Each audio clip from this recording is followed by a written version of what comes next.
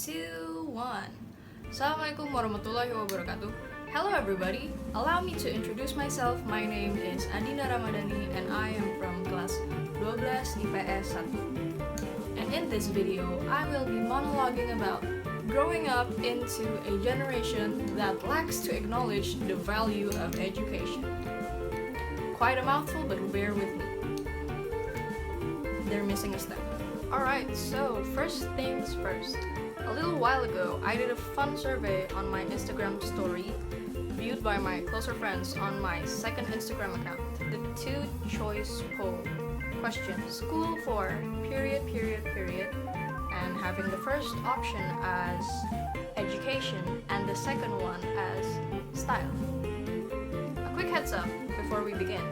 I will be defining style as a way of expressing oneself in a certain way to look cool and keep in the mainstream of things, either that being trendy or doing whatever it takes to receive appreciation, dominance, and validation for their social status and obviously education, for valuing the knowledge that you receive and will apply to real-world circumstances. Then, after the poll was finished, the results of the poll were racing with each other, aka it was almost a 50-50 within the two answers. That didn't surprise me too much, honestly. Hence, what makes us think that the places that we go to receive knowledge that will be held for the well-being of your life's sake forever is such a place to look cool. With our social gifts of being human comes our social needs and comes our ego, our selfish needs and the need to be better than others. And now, I will be delivering my example of the divided social circles in the projection of a classroom. A day-to-day classroom that we are in daily, either physically or virtually. We can all experience and imagine the experience that I'm about to deliver. I'll be giving a simple example that will much be comprehensible. The girl in class who exceeds her classmates think that she is over the moon with her abilities. The group of guys and girls with similar intelligence as the better performing girl grows envy of her will to perform better than them. Thus, the group of guys and girls call out and alienates this girl who actually has the will to perform better and maximize her brain, only because she offends the group's understanding of their definition regarding a good human being in a social structure, thinking that she outshines everybody else, therefore creating envy within this circle to the girl who actually cares and prioritizes her education before looking cool. As I mentioned, the group of guys and girls do have a similar intelligence as the alienated girl, but they would like to separate themselves from the stigma of going with the stream of performing at a maximum rate in your classroom. This is an example of a group that values style and coolness in learning in school, whereas the girl prioritizes herself and education without having to worry about her social image in the classroom.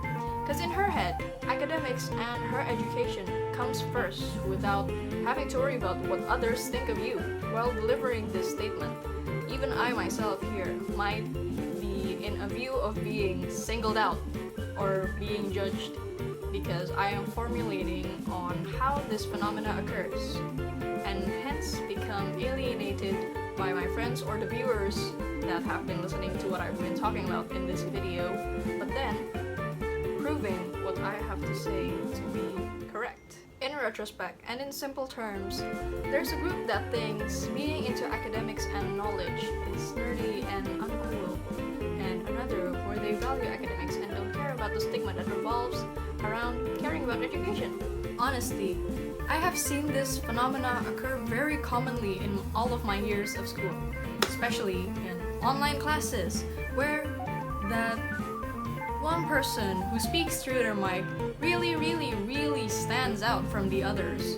And when she delivers her opinions to the classroom and to the teacher, for her, it would be a plus credit score for her.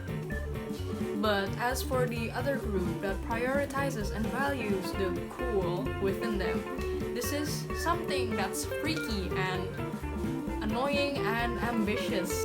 But why? In reality and in all seriousness, what the speaker classmate is doing is the right thing. Then why do we think like that?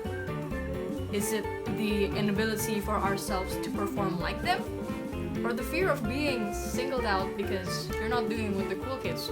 I think that there might be a fine line somewhere where you can still be cool but also care about your education and your academic. Of course there is. The group of guys and girls who has the similar intelligence cares too much about their social image to excel their brain level in class because they're afraid of the effect that one will receive if they put their goals and ambition before their social image. It's kind of destructive, isn't that? It's like you're subsiding your personal growth and development just for the eyes of other people because you think that you're not pleasing them, because you think that people think that you're not cool. It's kind of scary to think that some people actually think that going to school, getting a degree, getting out of school, graduating from school is just for the cool.